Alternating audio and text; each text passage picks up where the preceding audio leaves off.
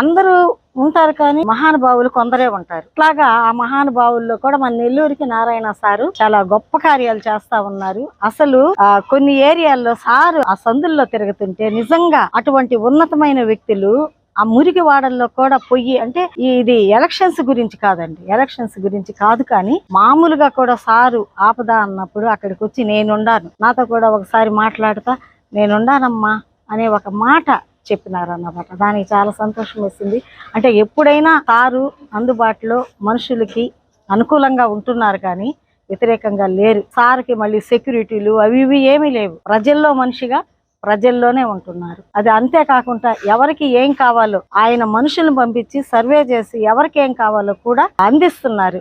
నిజంగా అటువంటి మహానుభావులు అనేది రావడం అనేది చాలా గొప్ప విషయము. ఇది ప్రత్యేకంగా సార్ గురించి అందరి హృదయాల్లో ఉండే మాట, నా మనసులో ఉండే మాట సార్ గురించి నేను చెప్పాను.